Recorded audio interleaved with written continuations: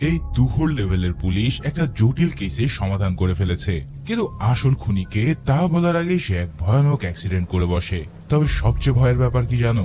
এই অ্যাক্সিডেন্টের ফলে তার সব পুরাতন স্মৃতি হারিয়ে যায়, যার কারণে সে আর বলতে পারে না যে কে ছিল সেই খুনি। তবে তার কাছের বন্ধু মিলে তাকে আবারও ইনভেস্টিগেশন শুরু করতে দেয়, আর এইখানেই এমন এক টুইস্ট রিভিল হয় যা সে নিজেও কল্পনা করতে পারেনি। একটা মুভি যে কি পরিমাণে শকিং হতে পারে তা এই মুম্বাই পুলিশ মুভিটা দেখলে বুঝতে পারবে। তো সম্পূর্ণ কাহিনী জানতে আমরা চলে যাই অ্যান্থনি মোসেস নামের একজন পুলিশ অফিসারের কাছে। এখানে তার বন্ধু ফারহানকে সে কল করে জানায়, আমি কেসটা সলভ করেছি, আমি জানি এই খুন কে করেছে। সে আরো কিছু বলতে যাবে, কিন্তু ঠিক তখনই তার সামনে একটা চলন্ত ট্রাক থেকে ফ্রিজ রাস্তায় পড়ে সোজা তার গাড়ির সাথে ধাক্কা খায়, আর এই কারণে সেখানে একটা ভয়াবহ অ্যাক্সিডেন্ট হয়। কিন্তু সেই অ্যাক্সিডেন্টের ফলে অ্যান্থনির মাথা থেকে খুনির নামটা চিরতরে হারিয়ে যায়। এবার কয়েক সপ্তাহ পরে সিনে আসি। অ্যান্থনি এতদিন হসপিটালে ছিল, আর আজই সে ডিসচার্জ হয়েছে। তার বন্ধু ফারহান সেখানে নিতে এসেছে। আসলে ফারহান ছিল অ্যান্থনির খুব কাছের বন্ধু, শুধু বন্ধু নয়, সম্পর্কে সে তার আপন দুলাভাইও। কারণ ফারহানের স্ত্রী হলো অ্যান্থনির বোন অ্যানি। ফারহান তাকে অ্যাক্সিডেন্টের রাতের ছবিগুলো দেখায়, কিন্তু অ্যান্থনি কিছু মনে করতে পারে না। এমনকি ফারহানের নামটাও সে বারবার ভুলে যাচ্ছিল।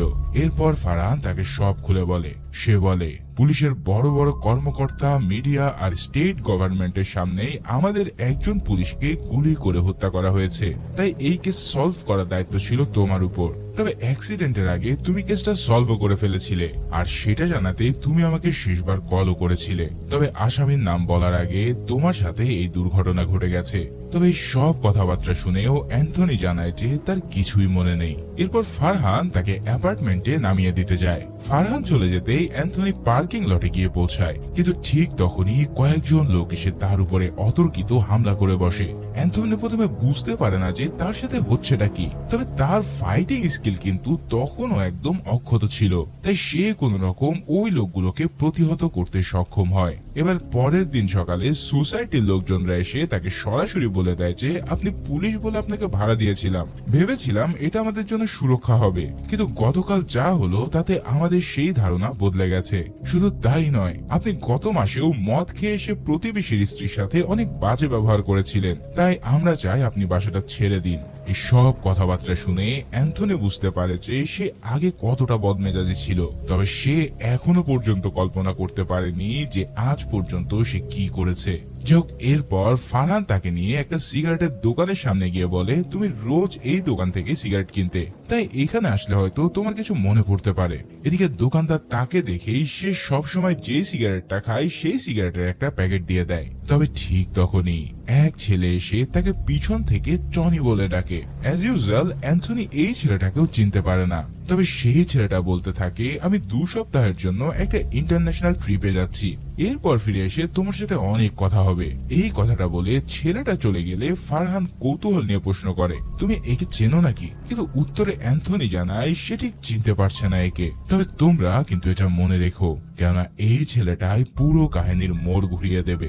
এরপর বাসায় ফিরে অ্যান্থনি নিজের সম্পর্কে জানার জন্য ইনভেস্টিগেশন শুরু করে। সে খোঁজ করতে করতে জানতে পারে যে সে ইরানকুলাম সিটির অ্যাসিস্ট্যান্ট কমিশনার অফিসার। এরপর সে তার লাস্ট কেসের ডিটেলস নিয়ে ঘাটতে থাকে, আর ঠিক এখানে সিন শিফট হয়ে চলে যায় কিছুটা আগের সময়ে। এখানে আমরা দেখতে পারি আরিয়ান জ্যাকব নামের এক পুলিশ অফিসারকে সাহসী পদক পুরস্কার দেওয়া হচ্ছে, কেননা সে কেরালার 3 জন বড় টেররিস্টকে এনকাউন্টার করেছিল। মিনিস্টারের হাত থেকে অ্যাওয়ার্ড নিয়ে আরিয়ান স্টেজে তার স্পিচ দিতে যায়, কিন্তু ঠিক সেই মুহূর্তে হঠাৎ এক স্নাইপার উঁচু বিল্ডিং থেকে তার উপরে গুলি করে দেয়। মুহূর্তে সবার সামনে আরিয়ান মাটিতে লুটে পড়ে। জাস্ট চিন্তা করো, সবার সামনে পুলিশের উপর হামলা, তার মানে এই খুনি কোনো সাধারণ কেউ নয়। এমন আকস্মিকতায় সবার মধ্যে হুড়োহুড়ি শুরু হয়ে যায়, আর এখানেই অ্যান্থনি দ্রুত ছুটে যায় ওই কিলারকে অ্যারেস্ট করার জন্য। কিন্তু ইতিমধ্যে সেই খুনি সেখান থেকে পালিয়ে গেলে আরিয়ানকে হসপিটালে নিয়ে আসা হয়। তবে ততক্ষণে বড্ড দেরি হয়ে গেছে। আরিয়ান সেই ঘটনায় তার প্রাণ হারায়। এখানে আরো একটা বিষয় জানা যায় যে আরিয়ান ছিল অ্যান্থনি আর ফারহানের খুব কাছের বন্ধু। তাই অ্যান্থনি সিদ্ধান্ত নেয় যে যে করেই হোক সে আরিয়ানের খুনিকে বের করবে। অন্যদিকে ফরেন্সিক ডাক্তার জানায় বুলেটে গান পাউডার কম ছিল, এই কারণে বুলেটটা শরীর থেকে ভেদ করে বাইরে বেরিয়ে গেছে, ফলে সেটা আর এখন খুঁজে পাওয়া যাচ্ছে না। মোট কথা বুলেটটা খুঁজে পেলে কেবল বিস্তারিত জানা সম্ভব ছিল। এবার বুলেট খুঁজতে তারা অনেক জায়গায় তল্লাশি চালিয়েও সেটা উদ্ধার করতে পারে না। তার মানে সেদিন অনুষ্ঠানে আসা কেউ একজন সুযোগ বুঝে সেটা সরিয়ে ফেলেছে। এদিকে থানায় এসে এই ব্যাপারটা অ্যান্থনি আরো বিশেষ বিশ্লেষণ করে। সে গুলিটার পজিশন দেখে মনে করে যে এটা পাশের বিল্ডিং এর 5 বা 6 তলা থেকে ছোড়া হয়েছে। এছাড়াও যে গুলিটা করেছে সে এই কাজে একদম এক্সপার্ট। তবে এরই মাঝে তার টিমের একজন জানায় যে এই এলাকায় রয় নামের একটা ভাড়াটে খুনিকে সেদিন ওই বিল্ডিং এ তারা আশেপাশে দেখেছিল। এই কথা শোনার পর অ্যান্থনি সাথে সাথে রয়কে ধরতে বেরিয়ে যায়। এদিকে রয় পুলিশ দেখা মাত্রই পালানোর চেষ্টা করে, তবে শেষ পর্যন্ত অ্যান্থনি তাকে ধরে ফেলে আর জিজ্ঞেস করে যে সে সেদিন ওখানে কি করছিল। তখন রয় ভয়ে বলতে থাকে, স্যার সেদিন আমি ওখানে গিয়েছিলাম ঠিকই, কিন্তু খুনটা আমি করিনি। ঠিক এই মুহূর্তে রয়ের স্ত্রী তখন ঘর থেকে বেরিয়ে এসে তাকে ছেড়ে দেওয়ার জন্য অনেক অনুরোধ করে, তবে অ্যান্থনি রেগে গিয়ে তার গায়েও হাত তোলে। এই দৃশ্য দেখে রয় রেগে বলতে থাকে, স্যার আমার স্ত্রীর গায়ে হাত দিলে ভালো হবে না। তবে এই কথাটা শুনে অ্যান্থনি আরো রেগে গিয়ে সকলের সামনে রয়ের স্ত্রীর গায়ে বাজেভাবে হাত দেয়। তারপর অ্যান্থনি তাদের দুজনকে থানায় নিয়ে যাওয়ার নির্দেশ দেয়। এরপর সে আবারও সেই বিল্ডিং এ আসে। এখানে ফরেন্সিক টিম জানায় এখানে কোনো ফিঙ্গারপ্রিন্ট বা ফুটপ্রিন্ট পাওয়া যায়নি। আশেপাশে চিলি পাউডার ছড়ানো ছিল যাতে কুকুর গন্ধ শুকে খুনের কাছে পৌঁছাতে না পারে। মোট কথা এটা একটা পারফেক্ট মার্ডার প্ল্যান ছিল যেখানে কোনো ভুলের জায়গা রাখা হয়নি। তবে ঠিক তখনই তার টিমের একজন কল করে জানায় যে পাশের কলোনির এক বৃদ্ধা সেদিন ঘটনার আগের দিন রাত 11টার দিকে বিল্ডিং এর সামনে একটা সবুজ রঙের গাড়ি দাঁড়িয়ে থাকতে দেখেছিল। এই কথা শুনে অ্যান্থনি সাথে সাথে শহরের সব সবুজ রঙের গাড়ির একটা লিস্ট তৈরি করে আর স্কেচ আর্টিস্টকে দিয়ে সেদিন যাকে সে বিল্ডিং থেকে নামতে দেখেছিল তার একটা ছবি আঁকিয়ে নেয়। এবার সেই লিস্টে তারা শ্রীনিবাস নামের একজন লোককে দেখতে পায় আর এই নামটা দেখে অ্যান্থনি একটু থমকে দাঁড়ায়, কেননা এই শ্রীনিবাসের সাথে আরিয়ানের একটা পুরাতন শত্রুতা ছিল। শ্রীনিবাস ছিল পেশায় একজন নেভি ক্যাপ্টেন। অ্যান্থনি তার সাথে দেখা করে জিজ্ঞেস করে যে গাড়িটা সেদিন কেউ ব্যবহার করেছিল কিনা, আর সেই স্কেচের ছবি দেখিয়ে বলে এই ব্যক্তির সাথে তোমার কবে কন্টাক্ট হয়েছিল। এই কথাটা শুনে শ্রীনিবাস প্রচন্ড রেগে যায়, তবে অ্যান্থনি উল্টো তাকে হুমকি দিয়ে সেখান থেকে বেরিয়ে আসে। এবার সিন শিফট হয় প্রেজেন্টে। স্মৃতিশক্তিহীন অ্যান্থনিকে ফারহান একটা ক্যাফেতে নিয়ে আসে। সে বলে তোমার অ্যাক্সিডেন্টের দিনের রাতে আমরা এখানে বসেই গল্প করেছিলাম। তখন সিন আবার শিফট হয়ে যায় সেই রাতে। ফারহান অ্যান্থনিকে বলে ডিএসপি এই কেস সলভ করার জন্য আমাকে প্রচন্ড প্রেসার দিচ্ছে। অ্যান্থনি জানায় আমরা 3 জন সাসপেক্টকে চিহ্নিত করেছি, ক্যাপ্টেন শ্রীনিবাস, রয় আর ওই স্কেচে থাকা ব্যক্তিটা। তবে তাদের মধ্যে কোনো কানেকশন খুঁজে পাচ্ছি না, তাই একবার যদি কানেকশনটা পাওয়া যায় তাহলে এই কেস সলভ হয়ে যাবে। এরপর অ্যান্থনি সেখান থেকে বেরিয়ে পড়ে আর মাত্র 45 মিনিট পরে ফারহানকে কল করে সে জানায় যে কেসটা সে সলভ করে ফেলেছে। তার মানে এই 45 মিনিটের মধ্যে এমন কিছু ঘটেছিল যা শুধু অ্যান্থনি জানতো। তবে এরপরেই তো তার অ্যাক্সিডেন্ট হয়ে যায়। যাক, সিন আবারও প্রেজেন্টে আসলে অ্যান্থনি জানায় তার মানে সেদিন আমি এই কেসটা সলভ করেছিলাম। ফারহান উত্তরে বলে হ্যাঁ, আর এখন আবারও তোমাকে এই কেসটা সলভ করতে হবে। জবে অ্যান্থনি উত্তর দেয় কিন্তু আমি তো এখন কাউকেই চিনতে পারছি না। এসব শুনে ফারহান বলে তোমার স্মৃতিশক্তি হয়তো হারিয়ে গেছে, কিন্তু তোমার দক্ষতা এখনো আছে। তুমি অলরেডি সব এভিডেন্স জোগাড় করে ফেলেছো, এখন সেগুলো দিয়ে কেসটা সলভ করতে হবে।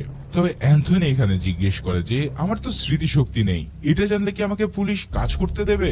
তখন ফারহান জানায় যে তোমার যে স্মৃতিশক্তি নেই এটা শুধু আমি, তুমি আর ডক্টর জানে, আর বাকি সবাই কিন্তু জানে তুমি আগের অ্যান্থনি আছো। তো এসব কথা বলার পর পরের দিন ফারহান তাকে ডক্টরের কাছে নিয়ে যায়। তুমি তোমার পুরনো সব স্মৃতি হারিয়ে ফেলেছো, তবে তোমার ভাষা আর দক্ষতা এখনো আগের মতোই আছে। তোমার মস্তিষ্ক এখনো একদম শার্প। ডাক্তার তখন তাকে একটা সুডো গেম খেলতে দিলে অ্যান্থনি অ্যান্থনি মুহূর্তের মধ্যে সেটা সলভ করে ফেলে। এই সব দেখে ডক্টর জানায় যে তুমি চাইলে এখন ডিউটিতে জয়েন করতে পারো। তবে অ্যান্থনি হসপিটাল থেকে বের হতেই রয় তার সামনে এসে দাঁড়ায়। রয় বলে, সেদিন আমি আপনাকে মারতে গিয়েছিলাম কারণ আপনি আমার স্ত্রীর গায়ে হাত তুলেছিলেন। তবে এখন আমি আপনার সাথে কথা বলতে চাই। আমি সবকিছু ছেড়ে দিয়ে একজন ড্রাইভার হিসেবে সাধারণ জীবন যাপন করতে চাইছি, তাই দয়া করে আমাকে এই মার্ডার কেসের সাথে প্লিজ জড়াবেন না। এছাড়াও সে বলে ওঠে, আমার আজকের এই অবস্থার জন্য আপনিই দায়ী, শুধু আমি না, আরো অনেকের অভিশাপ রয়েছে আপনার উপর। সব কথা বলে সে চলে গেলে অ্যান্থনি সেখানে দাঁড়িয়ে থাকে। রয়ের প্রতিটা কথা তার মাথায় ঘুরতে শুরু করে। সে ভাবতে থাকে যে আসলে কি সে এতটা খারাপ মানুষ ছিল। পরের দিন সকালে অ্যান্থনি তার ডিউটিতে জয়েন করে। তবে এই যাত্রাটা যেন একদম সম্পূর্ণ নতুন। থানার সামনে দাঁড়ানো কনস্টেবলকে সে পর্যন্ত স্যালুট দেয়। এছাড়া বোর্ডে লেখা নিজের নাম দেখে নিজের ক্যাবিন সে শনাক্ত করে। আর ঢোকার সময় তার জুনিয়রদেরকে গুড মর্নিং বললে তারা তো সবাই অবাক হয়ে যায়, কেননা অ্যান্থনি যে উগ্র স্বভাবের ছিল সে কোনোদিন মিনিমাম রেসপেক্টটুকু কাউকে দিত না। এবার সে ডেস্কে বসে যেই না ডয়ার খোলে সেখানে এসে দেখতে পায় মদ আর সিগারেট রাখা। এবার অ্যান্থনি সেগুলোকে সরাসরি ফেলে দেয়। মোট কথা, স্মৃতি হারানো অ্যান্থনি আর আগের অ্যান্থনি যেন দুজনেই সম্পূর্ণ আলাদা মানুষ। এবার ফারহানের সাহায্য নিয়ে অ্যান্থনি আরিয়ানের কেসটা নতুন করে ইনভেস্টিগেশন করতে থাকে। আর এখানেই সিন শিফট হয়ে যায় ফ্ল্যাশব্যাকে, যেখানে দেখা যায় শ্রীনিবাসের সাথে আরিয়ানের শত্রুতাটা ঠিক কোথায় শুরু হয়েছিল। আসলে আরিয়ান একদিন চেকপোস্টে কর্মরত ছিল, তখনই সেখানে মাতাল অবস্থায় শ্রীনিবাস এসে হাজির হয়। সে পুলিশদের সম্মান তো করতোই না, উল্টো তার ক্ষমতার ভয় দেখিয়ে তাদের সাথে বেয়াদবি করতে থাকে। এটা দেখে আরিয়ান রেগে গিয়ে তাকে মারধর করে থানায় পাঠিয়ে দেয়। এখন ফারহান বিষয়টা সামলাতে অ্যান্থনিকে পাঠায়, কেননা সে জানতো অ্যান্থনি পারবে তাকে টাইট করতে। তাই সেই রাতে শ্রীনিবাসের কলিগরা হামলা করতে এলে অ্যান্থনি কৌশলে তাদের একে একে মেরে থানায় বন্দি করে রাখে। তবে নেভির হেড এসে সবকিছু মিটমাট করে তাদেরকে ছাড়িয়ে নিয়ে যায়। আর মূলত এই ঘটনার মধ্যে দিয়েই আরিয়ান আর অ্যান্থনির মধ্যে পরিচয় হয়। ফারহান কিন্তু এই দুজনের আগে থেকেই বন্ধু ছিল, তাই এবার থেকে তারা তিনজন মিলে একটা আলাদা বন্ধুত্ব তৈরি করে। একদিন ফারহান তাদের জানায় যে আইজির বাড়িতে একটা পার্টিতে সব ধরনের অফিসারদেরকে ইনভাইট করা হয়েছে। সে অনুসারে যথাসময়ে তারা সেখানে হাজির হয়, আর সেখানে নেভি অফিসাররা উপস্থিত ছিল। এভাবে পার্টির মাঝে সবাই যখন ড্যান্স করছিল তখন আরিয়ান শ্রীনিবাসকে দেখতে পায়, আর তাকে শিক্ষা দেওয়ার জন্য সে শ্রীনিবাসের স্ত্রীর হাত ধরে ড্যান্স করতে নিয়ে যায়। এই দৃশ্য দেখে শ্রীনিবাস রাগে একদম ফুঁসতে থাকে। তবে এরপর আরিয়ান বাইরে এসে অ্যান্থনিকে দেখায় যে শ্রীনিবাস তার গায়ে হাত তুলেছে। এই কথাটা শুনে অ্যান্থনি এবার সরাসরি ভিতরে ঢুকে যায়। সে হাতে একটা বোতল নিয়ে সোজা শ্রীনিবাসের মাথায় এমন ভাবে আঘাত করে দেয় যে তার 6টা সেলাই পড়ে। এই ব্যাপারটা পেপারেও আসে, সেখানে লেখা হয় এই তিনজন পুলিশ অফিসার যেখানেই যায় সেখানেই ঝামেলা হয়। এছাড়াও তাদেরকে একটা নাম দেওয়া হয়, তাদের গ্যাং এর নাম দেওয়া হয় মুম্বাই পুলিশ। এরই মাঝে আরিয়ান হায়দ্রাবাদের একটা মিশনে গিয়ে তিনজন টেররিস্টকে এনকাউন্টার করে পুরো দেশে বিখ্যাত হয়ে যায়। মিডিয়া, প্রেস, নিউজ সব জায়গায় তখন শুধু তার নাম। তবে ফারহান জানতো যে আরিয়ান এতটা অভিজ্ঞ না যে সে তিনজন এরকম ক্রিমিনালকে শুট করতে পারে। তাই সে তাকে সরাসরি জিজ্ঞেস করে, সত্যি করে বলো তো কে শুট করেছিল? ঠিক সেই মুহূর্তে আরিয়ান তখন অ্যান্থনিকে দেখিয়ে দেয়। আসলে আরিয়ানের পরিবার তাকে কখনো গুরুত্ব দিত না, আর এদিকে অ্যান্থনির কোনো পরিবার নেই। তাই অ্যান্থনি নিজেই এই কাজটা করে আরিয়ানকে ক্রেডিট দিয়ে দেয়, যাতে সে তার পরিবারের কাছে কিছুটা সম্মান পায়। বুঝতেই পারছো তার নিজের বন্ধুর জন্য অ্যান্থনি যে কতটা ভাবতো তা এখানে একদম পরিষ্কার। একদিন ফারহান তাদেরকে জানায় শ্রীনিবাসকে মারার কারণে অ্যান্থনিকে ডিমোশন দিয়ে 2 মাসের মধ্যে গুজরাটে ট্রান্সফার করা হবে। এই কথাটা শুনে সবার মন খারাপ হয়ে যায়। আর ঠিক পরের দিনে আরিয়ানকে রাষ্ট্রীয় সম্মাননা প্রদান অনুষ্ঠানে গুলি করে মারা হয়। তো এই সব ঘটনার পর সিন প্রেজেন্টে ফিরে আসলে ফারহান অ্যান্থনিকে সেদিনের ভিডিওটা দেখায়। সবকিছু জানার পর অ্যান্থনির চোখ মুখ ভার হয়ে যায়। ফারহান বলে, আমাদের হাতে মাত্র 18 দিন সময় আছে, এর মধ্যেই তোমাকে এই কেসটা সলভ করতে হবে।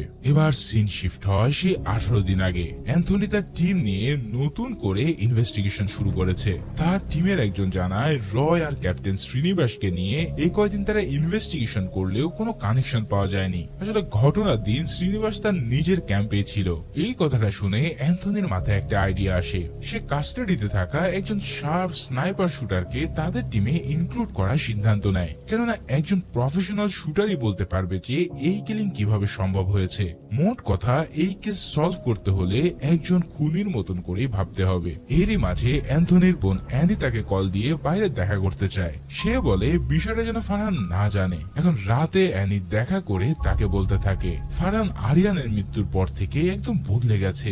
আগে সে সবকিছু শেয়ার করত, কিন্তু এখন সে অনেক চুপচাপ। তাকে এখন সবসময় বিচলিত থাকতে দেখা যায়। তাই সে এবার অ্যান্থনিকে বলে যেন সেই বিষয়টা একটু খেয়াল রাখে। তখন অ্যান্থনি কোনো কথা না বলে জানলার পাশে গিয়ে দাঁড়িয়ে যায়। তখনই আবছা আলোতে সে একটা ব্লু রঙের গাড়ি দেখতে পায়, আর সাথে সাথে তার মাথায় কিছু একটা ক্লিক করে বসে। পরের দিন সেই ব্লু কালারের গাড়িটা নিয়ে সে ওই বৃদ্ধার বাসায় চলে যায়। বৃদ্ধা বলে সেদিন সে এমন জায়গায় এই গাড়িটা দেখেছিল, তবে তার কাছে রংটা সবুজ মনে হয়েছিল। অ্যান্থনি তখন গাড়িটাকে একটা জায়গায় দাঁড় করায়, আর আবছা আলোতে ব্লু গাড়িটাকে একদম সবুজ দেখাচ্ছিল। তার মানে সেদিন কোনো সবুজ গাড়ি নয়, বরং ব্লু কালারের গাড়িতে করেই কিলার এসেছিল। তাই পরের দিন তারা ইনভেস্টিগেশনের ফাইলে সবুজ গাড়ির জায়গায় ব্লু বসিয়ে সেই রঙের গাড়ি আবার খুঁজতে শুরু করে।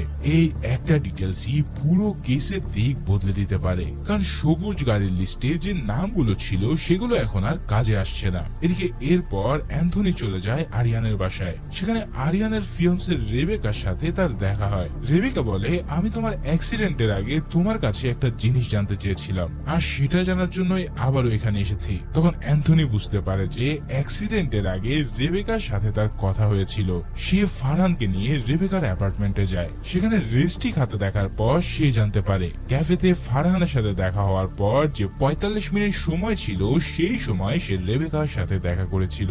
তার মানে রেবেকা তাকে এমন কিছু বলেছিল যে সেটা দিয়ে সে কেস সলভ করে নেয়। অন্যদিকে অ্যান্থনি আবারও রেবেকার সাথে দেখা করে বলে কেসের জন্য তার তথ্য দরকার, তাই সেদিন আমাকে তুমি যা যা বলেছিলে এবার আবারও তা বলো। তখন রেবেকা বলে আমি তোমাকে কথাগুলো গোপন রাখতে বলেছিলাম, আর এখন তুমি সেগুলো রেকর্ড করতে চাইছো, তাই আমি কিছুই বলবো না। তাই সে তার ফোনে থাকা একটা ভিডিও ডিলিট করতে গেলে অ্যান্থনি তার হাত থেকে ফোনটা ছিনিয়ে নেয়। এরপর সে ওই ভিডিওটা দেখতে শুরু করে, আর এখানে বোঝা যায় ভিডিওতে এমন কিছু আছে যা দেখে সে পুরোপুরি শকড হয়ে যায়। কিন্তু তার আগে সিন শিফট হয়ে অ্যাওয়ার্ড অনুষ্ঠানের আগের দিনে চলে আসে। এখানে আমরা দেখতে পারি রেবেকা আরিয়ানকে খুশি করতে তার জন্য শাড়ি পরে সুন্দর করে সেজে এসেছে। আরিয়ান তাকে দেখে মোবাইল বের করে তার একটা ভিডিও করতে শুরু করে।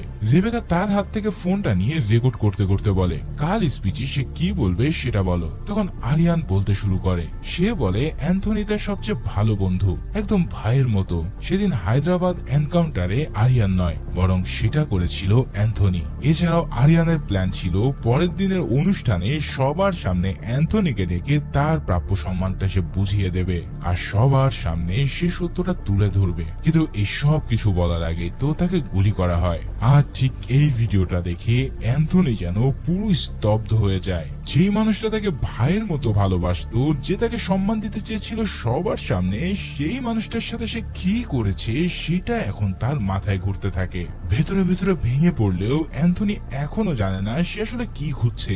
সে ভিডিওটা ফারহানকে দেখিয়ে বলে এই ভিডিওটা দেখে আমি কিভাবে খুনিকে শনাক্ত করব। তবে ফারহান এখানে কোনো প্রশ্নের উত্তর না দিয়ে আরো ভালোভাবে ইনভেস্টিগেশন করার জন্য বলে। পরের দিন সকালে অ্যান্থনি তার টিম আর সেই শার্প শুটারকে নিয়ে ওই বিল্ডিং এ যায়। সবকিছু ভালো করে পর্যবেক্ষণ করে শুটার বলে এই জায়গা থেকে কোনো অভিজ্ঞ শুটার কখনো শুট করার সিদ্ধান্ত নেবে না, কারণ এখান থেকে সবকিছুই দেখা যাচ্ছে। তাছাড়াও এখানে বাতাসের গতিবেগ অনেক বেশি। এরপর শার্প শুটার অ্যান্থনিকে অন্য একটা বিল্ডিং এ নিয়ে গিয়ে বলে কিলার হয়তো এখান থেকে শুট করেছে, তবে এখান থেকেও দ্রুত পালানো সম্ভব নয়। তাই আমার ধারণা কেউ রিমোট কন্ট্রোল গান ব্যবহার করে শুটটা করেছে, কারণ সেটা সম্পূর্ণ অন্য জায়গায় বসেই অপারেট করা যেত।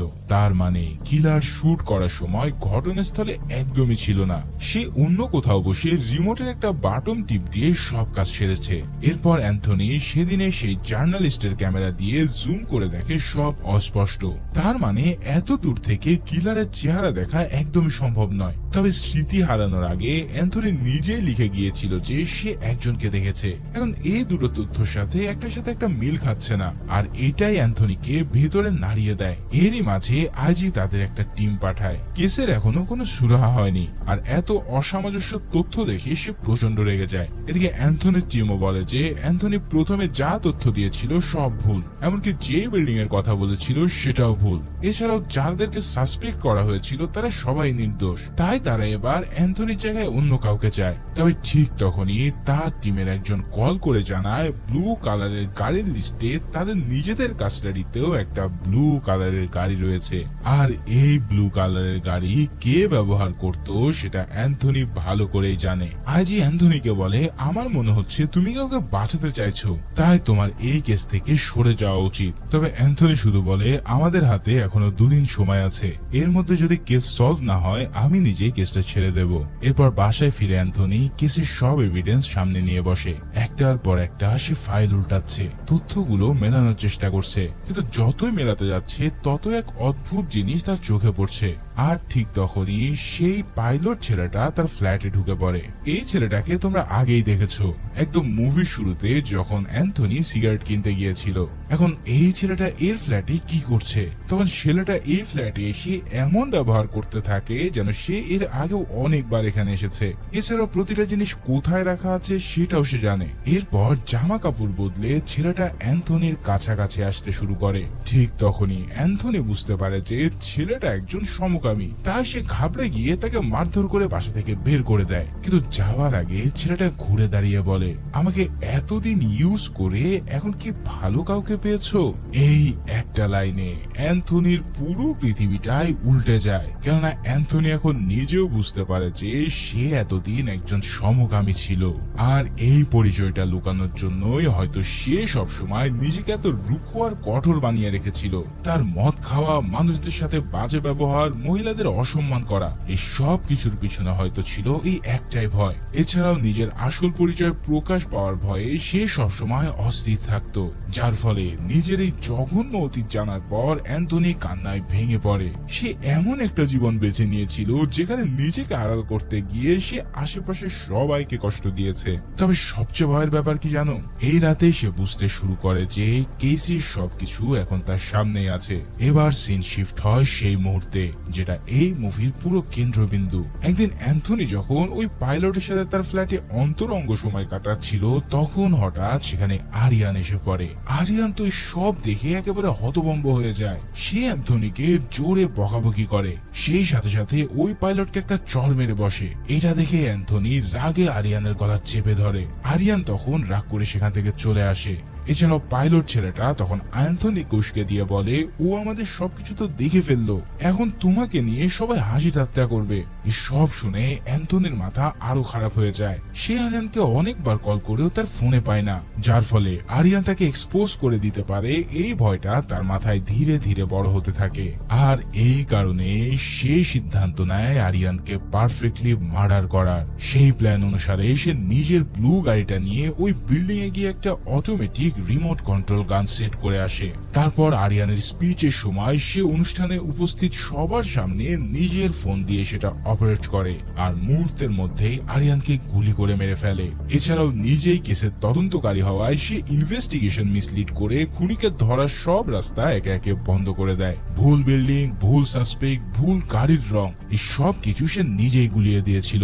মোট কথা সে একই সাথে ছিল খুনি আর গোয়েন্দা, আর দুটো ভূমিকায় সে একদম নিখুঁত ভাবে পালন করেছিল।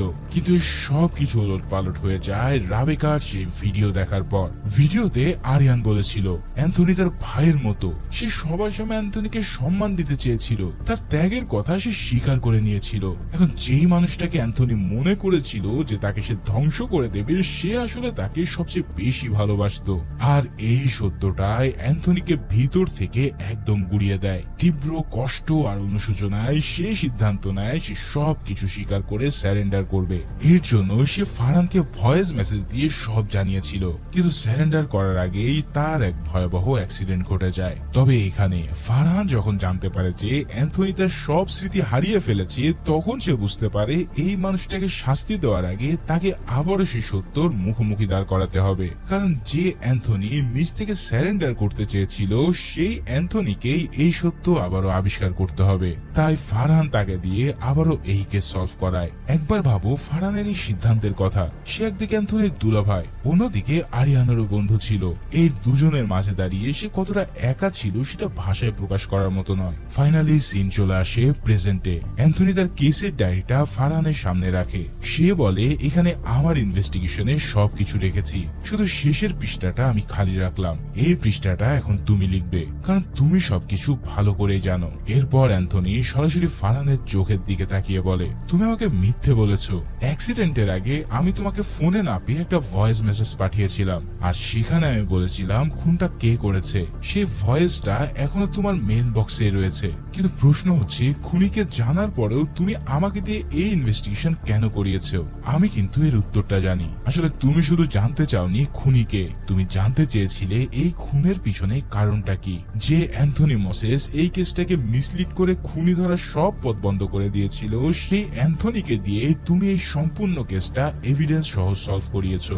এখন তুমি তোমার মেল বক্স ওপেন করে সে ভয়েসটা শুনে শেষ পৃষ্ঠাটা পূরণ করে ফেলো। এই সব কথাবার্তা শুনে ফারহান কিছুক্ষণ চুপ থাকে। তার চোখ দেখেই বোঝা যায় সে ভিতরে কতটা ভেঙে পড়েছে। আর এরপরেই সে ওই মেল বক্সটা ওপেন করে, আর এইখানেই উন্মোচিত হয় মুভির সবচেয়ে বড় টুইস্ট এবং আসল সত্য। ভয়েস মেসেজটা অ্যান্থনির নিজের গলায়। সে বলছে, ফারহান, খুনি আমি, আরিয়ানকে আমি মেরেছি। সেদিন সে আমার একটা গোপন পরিচয় দেখে ফেলেছিল, আর আমি ভেবেছিলাম সেটা সবাইকে সে বলে দেবে। সেই ভয় থেকে আমি এই কাজ করেছি। তবে রেবেকার ভিডিওটা দেখার পর বুঝতে পেরেছি আরিয়ান আমাকে কতটা ভালোবাসে। আমি যা করেছি তার আমার কোনো ক্ষমা নেই, তাই আমি স্যারেন্ডার করতে যাচ্ছি। ফারহান ভয়েসটা শুনে অনেকক্ষণ চুপ করে বসে থাকে। ঠিক এই মুহূর্তে সে কি করবে, কিন্তু তারপরেও সে ধীরে ধীরে ডায়েরির শেষ পাতাটা খোলে আর তার নিজের হাতে কলম তুলে নেয়। অন্যদিকে অ্যান্থনি তার জবের রিজাইন লেটারটা টেবিলে রাখে। সে নিজেই থানায় গিয়ে আরিয়ানের খুনি হিসেবে স্যারেন্ডার করে। আর ঠিক এই সিনের মধ্য দিয়ে এই অসাধারণ থ্রিলার মুভিটাও এখানেই শেষ হয়।